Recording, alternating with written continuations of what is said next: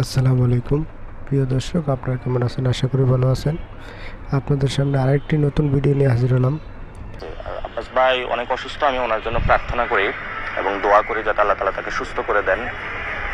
এবং সেখানে অনেকে ক্যারেক্টার অ্যাসাসিনেশন করার চেষ্টা করতেছে, তো এটা লাভ হবে না, কারণ অলরেডি ওনার ছেলে স্টেটমেন্ট দিয়েছে।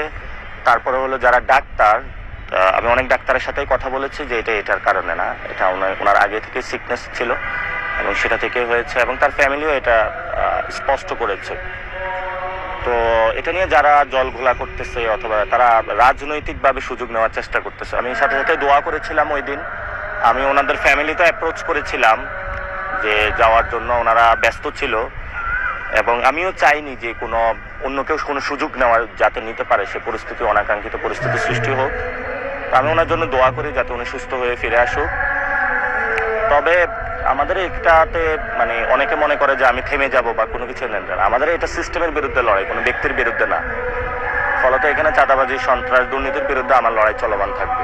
বেসিক্যালি আমি মানুষের সাথে মেশার চেষ্টা করেছি এবং তাদের সমস্যাগুলো বলার চেষ্টা করেছি। তো মানুষ হলো অনেক ভীতির মধ্যে রয়েছে এবং তারা তাদের কথাগুলো বলতে পারে না। তো সে জায়গা থেকে আমি কথাগুলো বলেছি এবং মানুষ অনেক জায়গায় গিয়েছে, জাস্ট আমাকে দেখতে চেয়েছে তারা।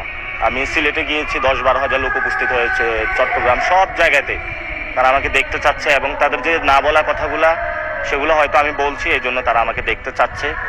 আর আরেকটা বিষয় হলো যে এখানে তারা দেখেছে যে আমার সাথে যে অন্যায়টা হয়েছে এবং তারা আমাকে সংসদে দেখতে চেয়েছে, সেই জায়গা থেকে তাদের একটা আবেগ অনুভূতির জায়গা আছে, সেই জায়গাটা থেকে তারা দেখা করতে চেয়েছে।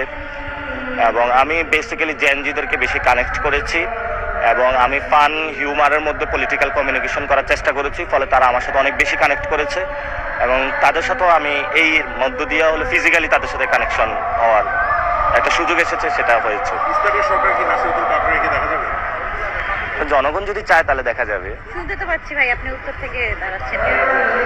কোথা থেকে দাঁড়াবো এটা আমি সিলেটে গিয়েছি, সিলেটে বলে যে এখান থেকে দাঁড়ান, চিটাগাঙ্গে বলতেছে এখান থেকে মেয়রে দাঁড়ান, বিভিন্ন আমি যেখানে গিয়েছে ওইখানে বলে যে না, রংপুরে গিয়েছে ওরা বলতেছে আপনি এখান থেকে দাঁড়ান।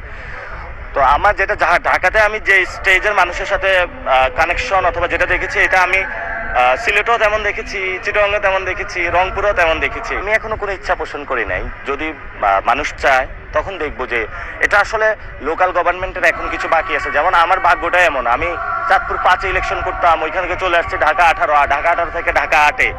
তো এটা কিন্তু আমার কোনো প্রিপারেশন ছিল না, কোনো কিছু ছিল না, বাট আমি সর্বোচ্চটা দিয়ে ফাইট করছি এবং জয়ী হয়েছি, যদিও ছিনিয়ে নেওয়া হয়েছে।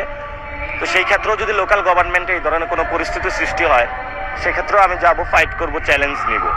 তো বেসিক্যালি আমি এখন যে কাজটা করতেছি, মানে যারা সোসাইটিতে আছে নির্বাচন কেন্দ্রিক, অর্থাৎ আমার অর্গানাইজেশনে আমি ফোকাস করতেছি এবং অর্গানাইজেশন অর্থাৎ আমি 10টা বিভাগ ঘুরে সবার মধ্যে আবার একটা চাঙ্গা ভাব আনার চেষ্টা করেছি।